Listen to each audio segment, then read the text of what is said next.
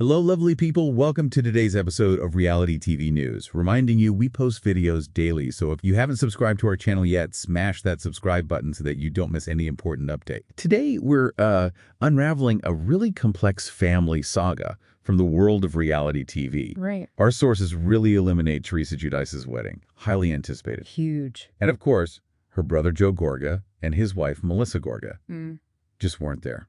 Conspicuously absent, yeah. And their absence, especially with the social media stuff they posted around the same time, well, it pretty much cemented the end of that relationship, didn't it? It seemed to be the final straw, yeah.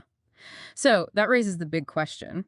What was the alleged reason why skip something so major? Right.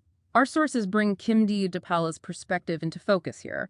Longtime sort of friend of the show, yes. Yeah, she's been around, and Kim claims the Gorgas were basically operating under a huge misunderstanding. A misconception, right. She suggests they actually believe Teresa was leaving the Real Housewives of New Jersey. Leaving for her own spin-off show. Exactly. And so skipping the wedding, in their minds, maybe wouldn't be such a, quote, big deal. Which, if true, seems, wow, a massive miscalculation. Huge. And it leads into this other layer Kim D brings up. Yeah, this is where it gets even more tangled, the network influence part.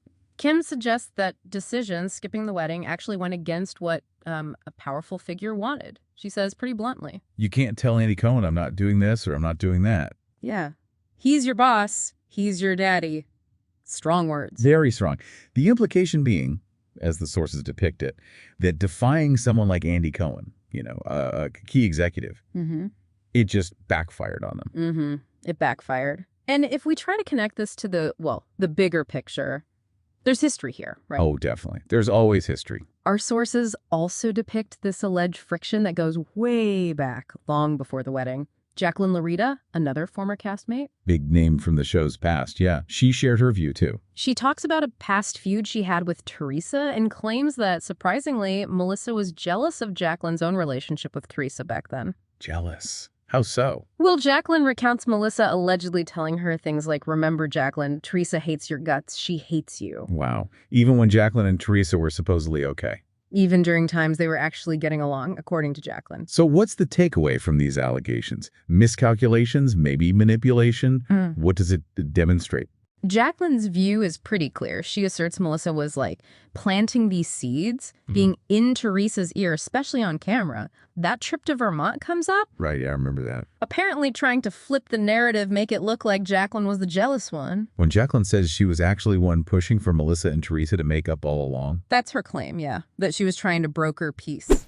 Next, we are going to talk about Ariana Biermann's pretty candid revelations on Watch What Happens Live. She really didn't hold back about her parents, Kim Zolciak and Khloe Biermann, especially regarding their finances. No, she didn't. Ariana, she's 23 now, she basically called it a joint partnership in taking the money. So making it clear she sees them both as, involved. Right. And she actually told them beforehand, apparently. Said she'd be telling the truth. My truth. Wow, okay. What struck me was she said she doesn't know the exact amount, doesn't even want to know, which suggests maybe she's just trying to move on emotionally from the number itself. Yeah, that makes sense. That's a heavy thing. And it wasn't just her, right? Yeah. She mentioned her older sister, Brielle. Exactly. Brielle, who's 28, was also a victim, according to Ariana. It really highlights how complex these family money situations can get, especially under the spotlight. Definitely. And how does she describe things with Kim now, financially? Well, she clarified it a bit. Said Kim asks for money sometimes if it's regarding the bills or it's something she needs for the kids. And apparently Kim pays me back when she can. So it illustrates this kind of ongoing, maybe slightly uneven financial thing where sometimes the kid is helping the parent out. It's a tricky dynamic.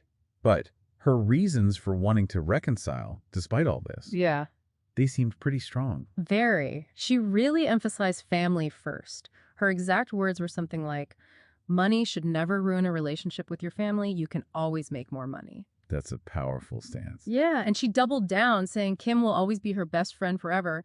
But then her relationship with Kroy, that's different. How so? She described it as something that goes in waves, and she directly linked those waves to his divorce filings, suggesting his actions are driven by anger. Okay. But she still affirmed, he'll always be my dad no matter what. And she cleared up that rumor, too, about Kim and Kroy being back together. Oh, yeah. She called that misconception insane. Said despite them dismissing the divorce together, they are not back together. So, setting the record straight there. Got it. Okay, so moving from the family stuff to her show, Next Gen NYC, things got interesting there too, especially with Charlize Zakkour. Right. Ariana talked about what she saw as his bias against the Real Housewives kids. She apparently heard early on that some of the original cast didn't want it to turn into a Housewives kids show. Oh, interesting. So tension from the start. Seems like it. And Andy Cohen chimed in on that, didn't he? He did. He basically suggested that the fame of the Real Housewives kids is likely what got Next Gen NYC greenlit in the first place. And Ariana seemed to agree. Yeah, she said, I bet. It makes you wonder, about that whole dynamic legacy versus new show identity. Definitely. And that tension really seemed to boil over with Riley Burruss and Charlie. Oh, absolutely. Ariana came out swinging in support of Riley after that whole spat about microaggressions. Yeah. Said she hasn't spoken to Charlie since, found him very disrespectful and gross. Wow. She even admitted she wanted to punch him out. That visceral reaction really shows how personal these things got. Intense. But she and Riley are close now. Super close. Ariana called Riley her best friend in the city and actually credits the show for reconnecting them. So a positive outcome there. That's good. But not all the cast relationships ended well, it sounds like. Ava Dash. Yeah, she touched on that too. Said things started okay with Ava, but soured, noting Ava was pulling mean girl behavior. So, and here's a fun little bit. Ariana and Riley apparently have this dream to parent trap their moms, Kim and Kandi Burruss. Get out. Seriously. Yep. They want to get them together for dinner, try to mend fences because they feel like, hey, we're best friends. Our mom should be too. It's sort of a classic move, but with a real family history behind it. That would be something else. Okay, circling back to Kim quickly, any update on her and Chet Hanks? Ariana described it as here and there. Clarified they've been friends, though, for a while, so it sounds more like a long-standing, casual thing. Okay. And Kim's living situation. Good news there, apparently. Ariana said Kim got a new house in the Atlanta suburbs, and she's loving it. That's nice to hear. And just one more thing from the after show. Ariana mentioned Charlie made threats against her boyfriend, Hudson McElroy. She hinted it progresses in the season. Oh, more drama to come. Seems so. She really praised Hudson, though called him very respectable, and above playing antic games, sticking up for her guy. Good for her. So, wrapping up the Ariane segment, what's the big takeaway about being a Real Housewives kid, according to her? Basically, that the biggest misconception is people think they're all stuck up, bratty, but she feels many are actually very grateful for the opportunities their mothers created. She said point blank, Kim brought me here. Yeah. Okay, next update we have about the expansion of this whole Next Gen universe. Sounds like they're looking beyond NYC. That's the word. Both Adrienne Maloof and Cynthia Bailey have confirmed their kids were approached for a potential LA-based season. Might be called Next Gen LA. Interesting. So who are we talking about potentially? From Adrienne, it's her sons Gavin Nassif, who's 22, and the twins, Colin and Christian, who are 19. And from Cynthia, her daughter Noelle Robinson, who's 25. Okay, a whole new crew with familiar last names. Pretty much. And the parents, Adrienne and Cynthia, are taking a similar approach, basically saying it's up to them or totally her decision. Giving them the choice, but the connection helps. Absolutely. It illustrates that dynamic parental support, but letting the adult kids make the call while the network clearly sees the value in those established names. And didn't Jeff Lewis ask Andy Cohen about Next Gen NYC's success? He did, yeah. And Andy once again pointed out that the fame of the Housewives kids was probably what initially got it greenlit. It keeps coming back to that. It does, and it really raises this important question, about the long-term game plan for these franchises. Are they relying on that built-in audience, that generational link, to keep viewers hooked? How do they balance that with finding truly fresh faces? Something to watch for sure. Okay, next update we have about something a bit different. A surprising clash involving Jax Taylor's bar and a major Hollywood star. Yeah, this was unexpected. Charlize Theron was on Watch What Happens Live and talked about visiting Jax's Studio City. And what did she think? Well, No. She claimed the drinks were watered down, says she was a little disappointed. That's not the review you want from an Oscar winner. Ouch. Yeah, definitely not. Was that all she said? Not entirely. She did balance it a bit. She said the place had an awesome vibe and she'd be willing to go back. Okay, a little bit of sugar with the spice. Sort of. Right. She also admitted her visit was pretty early, like 7:30 p.m., calling it an early bird special. So maybe she felt she didn't get the full experience. Right. How did Jax's place respond? swiftly. They put up an Instagram story pretty much immediately, said, "Incorrect. We most definitely do not water down our liquor." And they invited Charlize back to really do it. Okay, direct response. Very direct. And wasn't there some other issue with Jax's bar earlier this year? Something about diapers. Ah, yes. Back in April, there was an alleged health department investigation. The claim was that Jax himself was changing diapers on the bar counter. Yikes. What happened with that? Well, the official report stated the complaint was not observed, so they didn't find evidence of it happening when they looked into it. Okay. The case was closed after the owner confirmed they understood the rules, basically no changing diapers on the bar or tables. But it shows how fast a negative story, true or not, can spread and require clarification. Absolutely. It's fascinating, that immediate public reaction and the whole dance of reputation management in the digital age. All right, next update we have about a very personal revelation from Khloe Kardashian. This involves some cosmetic procedure speculation. That's right. Khloe, who just turned 41 yesterday, actually, responded to an Instagram post by an aesthetics doctor, Dr. Johnny Betteridge. He was speculating about her changing look over 15 years. What kind of procedures was he guessing she'd had? He listed quite a few possibilities based on comparing photos, things like a temporal brow lift, upper eyelid surgery, a nose job, lip filler, maybe a face and neck lift, even a chin implant. It was pretty detailed speculation. Wow, that's a lot. How did Khloe react to that? This is where it gets interesting. Instead of getting defensive, she was incredibly open. She actually called the speculation a great compliment. Really? Okay. Yeah, and then she just listed out the things she has done, pointing out she's been open about some of it before. It clarifies her stance, choosing transparency over denial. So what did she confirm she's actually had done? Okay, let's see.